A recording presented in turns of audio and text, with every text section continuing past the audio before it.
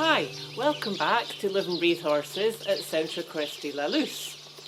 Today I want to talk about trust, and I'm got Umo here because we're doing the Elsa Sinclair's wonderful online freedom-based training course at the moment.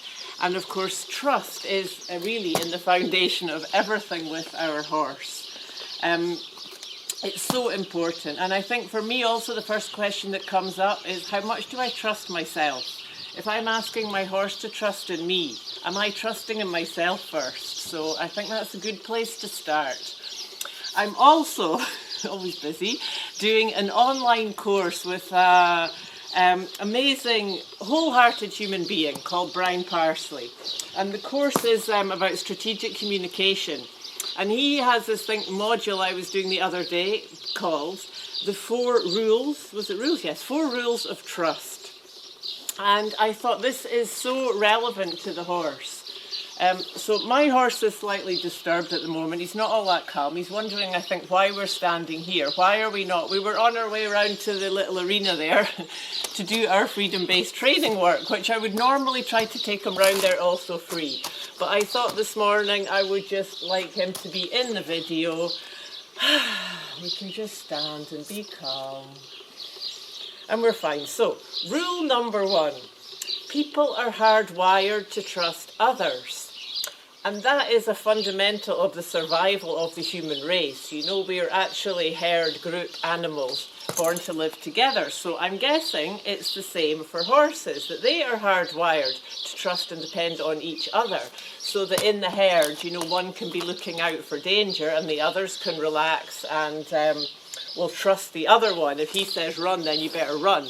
So it's nice to try to be that place for our horse, because of course they're not hardwired to trust humans. We are the fight animals, so that's a very good one, I think, to keep in mind and to start with, that we understand that, be generous with them and with ourselves, while being very honest where we are at with that. So rule number 2, people double down on people that they trust. So this is another huge one for the horse, you know. A little bit of trust goes such a long way. And showing our horses that they can trust us in all different ways, you know, just in the tiny little things of making the right decisions, of noticing when they get a bit afraid. We talked a lot about this in our Go series.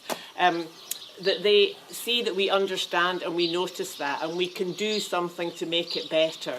Or, you know, spending time with them. This is part of the freedom-based training, which is great fun. Just spending time with them in the herd, and the exercise of looking out. You know, Elsa calls it looking out for mountain lions, which we don't have around here, but there is plenty of things can pop out of the bushes. So if we can anticipate that before our horse and notice it and be between the horse and that scary thing, then they're building up that they can trust and rely on us. So it's, you know, beautiful moments, and it's all building that relationship. So, number 3, people take broken trust hard. And of course, as we're hardwired that's so much a fundamental part of what we need, then of course we take it very hard, and it's very, very hard to repair. You know how many times you've been betrayed, and especially in a romantic relationship when your partner cheats on you. You know, to ever rebuild that trust is extortionately hard. Yeah, so it's the same again, I think, with our horse. When we mess up and we break that trust, you know, we take a lot away from our relationship. Although I'm thinking that we can rebuild it easier with the horse than with the person, because they are more reacting on what's going on now. You know, they're not so stuck in thinking about, oh, but then you did that, and what if you do that again, and what if. It's more about the moment. So I'm thinking our horses are much more generous than we are with broken trust. I wonder what you think about that. I'd be fascinated to know. So number 4 is the amount of trust, the amount someone's trust is directly tied to their self-esteem. Yes, absolutely. So when you've got very low self-esteem and you're doubting yourself and feeling rather down and negative and wary of life in general, as you do when you don't have confidence in yourself or self-esteem, more or better said, of course it's hard to trust others.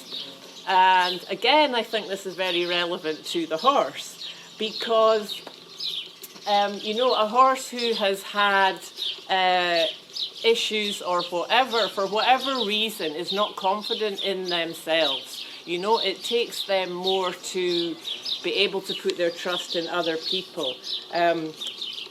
We used to get some very traumatised horses at Miguel's, and back in the day in Scotland, and I think the more they have going on, then the harder, the more they feel insecure, the harder it is for them to put their trust in somebody.